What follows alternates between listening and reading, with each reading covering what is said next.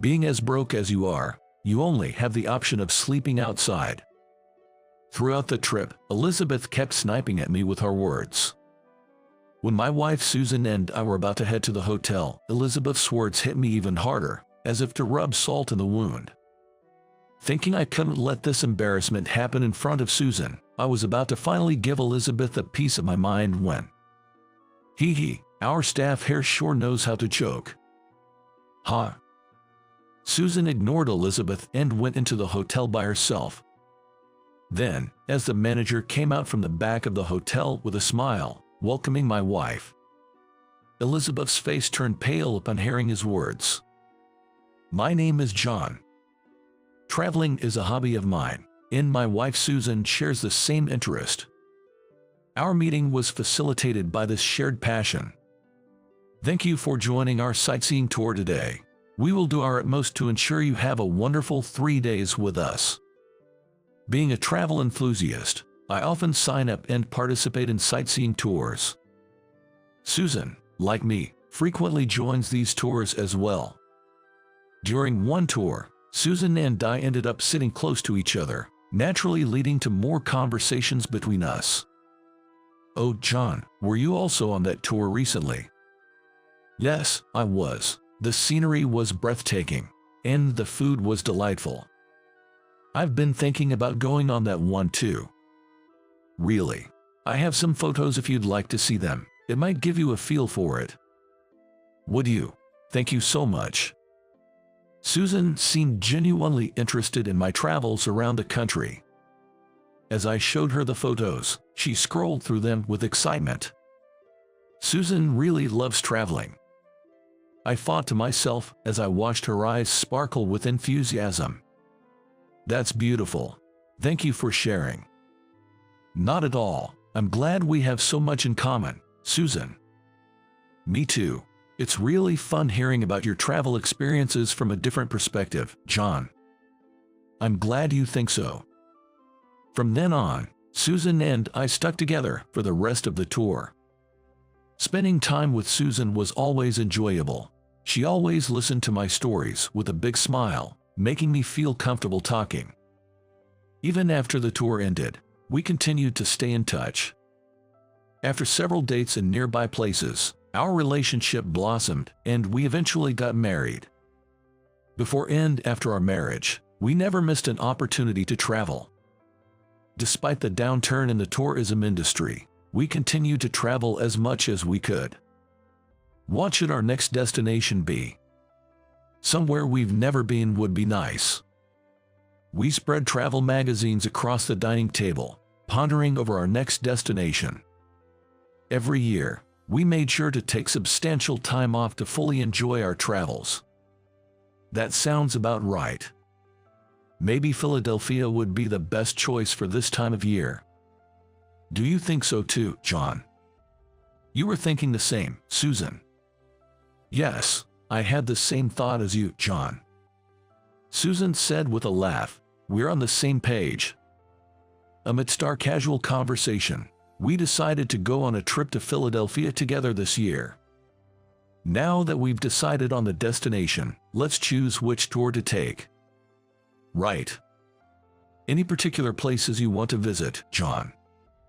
Well, I might want to see some historical buildings. Then, let's do that. Maybe this one, a tour of historic buildings with a stay at a luxury hotel. A luxury hotel sounds great. It's not often we get to stay at one. Let's splurge. Oh, but wait a minute here. What's up? Just wait and see. It'll be a surprise for the day. Susan, having decided on the tour, was smugly smiling as she made some calls. I wonder what she's up to. Well, as long as Susan is happy, it's all good. With that thought, I decided not to dwell too much on Susan's actions at that moment. Looking forward to our Philadelphia trip in 2 months, we went to sleep that night. Susan and I couldn't wait for the day, going over the tour details again and again. We kept telling each other, I'm looking forward to it. I thought to myself, we're like elementary school students who can't wait for their field trip. And then, on the day of our Philadelphia tour. Hee hee, I'm so excited. Me too. Arriving at the tour meeting spot, we were filled with anticipation for the journey ahead. What should we eat? You sure do love your food, Susan. Well, delicious food is the essence of traveling. Haha, that's true. Ladies and gentlemen, thank you for joining our Philadelphia tour today. We will do our utmost to ensure you fully enjoy your time. My name is Elizabeth, and I'll be your guide for today.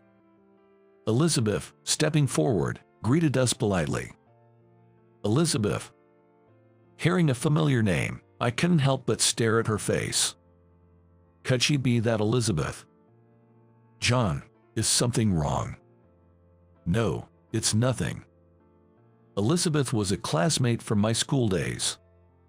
It was a story from over a decade ago.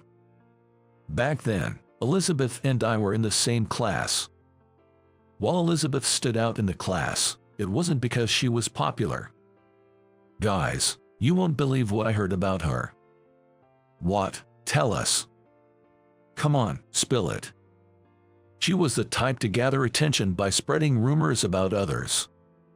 Some of Elizabeth's rumors were baseless, while others had a grain of truth. Gossip and rumors are irresistible topics for teenagers. During those impressionable teenage years, it's easy to speak bad things about someone you're not particularly interested in. Unfortunately, I became one of Elizabeth's targets. Speaking of which, I heard something the other day. Standing in front of the teacher's desk, Elizabeth began talking loudly enough for everyone, not just her group of girls, to hear. John is super poor. Really? Is that true? So, that's why his clothes always look so worn out. Yeah, he's so poor, he can barely afford new clothes. Isn't that sad? Poor thing. Elizabeth, glancing over at me, shouted such things loudly. Her group of girls also seemed to be pitying me deliberately. Spreading such rumors, what's the fun in that? Indeed, my family wasn't wealthy. But we weren't in such dire straits that it warranted being fodder for my classmates' amusement, and honestly, it was unpleasant. Moreover, I hardly ever spoke with Elizabeth. And, is it really that fun to gain attention for spreading rumors about others? I grew up carrying this smoldering resentment towards Elizabeth. After graduation, I had no contact with Elizabeth, so she completely vanished from my memory, but seeing her in person brought all those memories flooding back. Elizabeth, noticing my stare, seemed to realize that we were former classmates and her eyes widened. It was a fleeting moment. She quickly narrowed her eyes and looked away from me. What's her deal? Just as I was getting excited about our fun trip, running into Elizabeth dampened my spirits. John, are you okay? Sorry, I'm fine. The Philadelphia trip was supposed to start without a hitch from there. However, Elizabeth's behavior made not only me but also Susan uncomfortable. Excuse me, about the story you were telling earlier. Oh, you can read about it in the pamphlet I handed out earlier. Elizabeth was blatantly cold towards Susan. Excuse me, Elizabeth, you were talking about this place, right? Yes, indeed. This building is very valuable. She was polite to those who were wearing designer clothes and who must be rich by the looks of them. What's with her? I'm sorry. Why are you apologizing, John?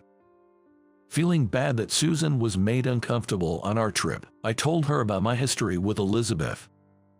That's awful. I guess it's because she sees me with you. We were looking forward to this, sorry. It's not your fault at all, John. I'm going to talk to her. No, it's okay. Let's not worry about it and just enjoy ourselves. But I'm fine, really. If you say so, John. I managed to stop Susan from confronting Elizabeth, deciding to make the best of our trip to Philadelphia. We tried to enjoy ourselves, but you are poor and still affording such a trip, huh? It's pity that the buildings having to be stepped into by the poor ruins the grace of the place. And your clothes look rather cheap too. Maybe you should have bought new ones before coming on a trip. Hey, John, maybe we should. Susan was about to say something, but I stopped her by grabbing her arm. Elizabeth's repeated insults were not only uncomfortable for us but also for the other tourists. Feeling sorry for others but retaliating her would only worsen the situation, so I endured Elizabeth's verbal jabs. Though the day didn't go as smoothly as hoped, we somehow made it to our hotel for the night. Thank you for today. This is the hotel where you will be staying tonight. The hotel that Elizabeth led us to was indeed grand. Wow, it really is a luxury hotel. Right. Suddenly, Elizabeth blocked our path. People like you, the poor, should be sleeping outside. Please enjoy the great outdoors with your wife too. This isn't a place for poor folks. Elizabeth, that's a bit much. As I was about to say, that's going too far. Susan, as if she couldn't see Elizabeth at all, entered the hotel with a smile. Susan. Our staff seems to have a good sense of humor, so I'll speak with the manager about this. What do you mean? As I struggled to grasp the situation, Elizabeth tried to stop Susan from entering the hotel. Hey you, what do you think you're doing? Just going in like that? Is that something you can say to me? At Susan's words, Elizabeth frowned. Then, a woman emerged from the back and greeted Susan. Owner, thank you for coming. Manager, thank you for your hard work. It seemed that Elizabeth was more surprised than I was. Elizabeth stood there, her face pale. Could this be? Before we got married, Susan had mentioned that she was the owner of a travel agency. I knew she was mainly the owner of a travel agency, but I also heard she owned a hotel. I didn't marry Susan for her power or wealth, so until she said, I own a travel agency, I hadn't really delved into her work life. Elizabeth, do you understand now? We must not discriminate against any customer. Elizabeth bit her lip in frustration at Susan's words. And please, don't act in a way that makes our guests uncomfortable. I'm sorry. If you understand, that's good. To be honest, I've heard about your reputation. It reached me. I've received feedback that your customer service attitude could be better from both customers and employees. It seemed her customer service attitude had been a topic of discussion within the company. I figured Susan must have joined this tour to assess her customer service firsthand. Why? Why can a poor person like John marry someone with power and wealth like you? I can't believe it. Oh my. Elizabeth, frustrated at being out-argued, raised her voice in insult to me as if to vent her anger. Susan sighed deeply in response to her frantic behavior. Elizabeth, you really didn't get it. What don't I? People shouldn't be judged by whether they have money, power, or what they look like. The true charm of a person is on the inside. The inside. At Susan's words, Elizabeth collapsed to her knees. Do you understand now? I don't. Elizabeth, I understand that what's inside a person is important, but why can't we judge people based on whether they are wealthy or not? Elizabeth, that's discrimination. In the hospitality industry, you absolutely must not do that. Besides, John is a wonderful person. It's a shame you didn't see his charm back when you were students. I wasn't approached by John because I have wealth and power. If anything, I was the one who fell for him. John isn't just about enjoying travel himself. He loves it so deeply that he always plans trips that ensure others enjoy them too. John is. He researches thoroughly and makes sure to fulfill everything I want to do or see on a trip. That's the kind of person he is. Elizabeth looked up at me with a tearful face. In such moments, I'm not sure how to react. While I wasn't without anger towards Elizabeth, I felt that stooping to derogatory remarks would make me no better than her. Elizabeth must have always been desperate for attention. From her school days, she seemed preoccupied with others' opinions, often putting others down to lift herself up. If this behavior had been confined to her teenage years, it might have been dismissed as youthful folly, but Elizabeth had let it fester into adulthood, affecting her work. "John, what should we do?" Susan called out to me, pulling my gaze from Elizabeth to her. "What do you mean?" "As the owner, I can fire Elizabeth right here." "That would be..." I looked at Elizabeth once again. She wore an indescribable expression. Her guidance was very clear, and honestly, despite the discomfort during this tour, I thought she was a capable guide. I hope she becomes a guide who can better convey the charm of travel. "I thought you'd say something like that, John." Afterward, it seemed Elizabeth took our words to heart. After the Philadelphia trip, Susan told me about Elizabeth's recent behavior, which appeared to be treating everyone equally. With her unwavering customer service, Elizabeth's reputation improved. Later, she connected with a tourist on a tour and eventually got married.